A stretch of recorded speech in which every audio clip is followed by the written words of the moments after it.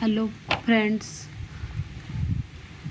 मैं जेटेट की तैयारी कर रही हूँ और आप लोग चाहे तो मेरे साथ साथ आप लोग भी जेटेट के कुछ प्रश्न देख सकते हैं। पेडागोजी के बाल विकास एवं शिक्षा शास्त्र। शिक्षण अधिगम प्रक्रिया के दौरान बच्चों के सीखने में आने वाली तत्कालिक कमियों को जानने और उन्हें दूर करने के लिए किया जाने वाला सीखने के लिए आकलन जो है असेसमेंट फॉर लर्निंग किस प्रकार का होता है। रचनात्मक आकलन फॉर्मेटिव असेसमेंट जो पाठ के साथ साथ निरंतर चलता है। शैक्षिक सत्र या छमाही वार्षिक अवधि के अंत में बच्चों को ग्रेड, अंक या प्रमाण पत्र देने के लिए किया जाने वाले सीखे गए आकलन असेसमेंट ऑफ लर्निंग क्या कहलाता है। योगात्मक आकलन। योगात्मक आकलन यह अंतिम परिणामों पर केंद्रित होता है। सतत एवं व्यापक मूल्यांकन CCE में व्यापक कॉम्प्रहेंसिव शब्द का क्या तात्पर्य है, जो प्राथमिक स्तर पर अनिवार्य है। बच्चे के शैक्षिक और सशैक्षिक जैसे खेल, कला, नैतिक मूल्य, जीवन कौशल दोनों पक्षों का मूल्यांकन करना। प्राथमिक स्तर पर बच्चों को खुद के सीखने की प्रगति की जांच करने, समीक्षा करने और खुद को सुधारने के अवसर देना आकलन का कौन सा रूप है। आकलन के रूप में अधिगम, जो छात्रों में स्व-मूल्यांकन विकसित करता है।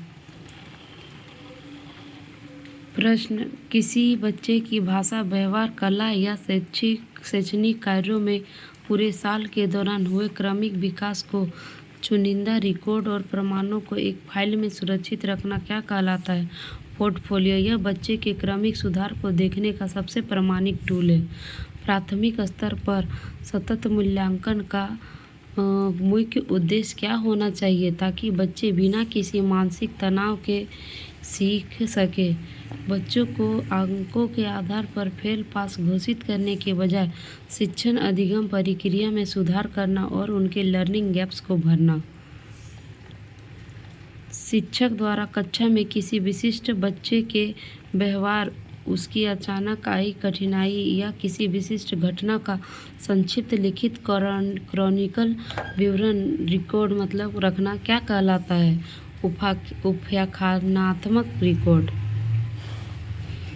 राष्ट्रीय पाठ्य चर्चा रूपरेखा NCF के अनुसार प्राथमिक स्तर पर बच्चों के लिए किस प्रकार के परीक्षणों को पूरी तरह प्रोत्साहित किया जाना चाहिए। कठोर, समयबद्ध और केवल पेन कागज आधारित मानकीकृत परीक्षाओं को। कक्षा में बच्चों के बीच स्वस्थ माहौल विकसित करने के लिए मूल्यांकन का क्या आधार होना चाहिए। बच्चे के प्रदर्शन की तुलना दूसरे बच्चों से करने के बजाय उसके खुद के पिछले प्रदर्शन से करनी चाहिए। NEP 2020 के अनुसार प्राथमिक स्तर के रिपोर्ट कार्डों में बच्चों के विकास को व्यापक रूप से दिखाने के लिए किस नए कार्ड को लाने की सिफारिश की गई है। 360 डिग्री समग्र प्रगति कार्ड। बस आज के क्लास में इतना ही। 10 पेडागोजी। कल हम लोग फिर पेडागोजी खोटा का 10 क्वेश्चन लेंगे। मिलते हैं अगले अध्याय के साथ, हम लोग फिर पढ़ेंगे।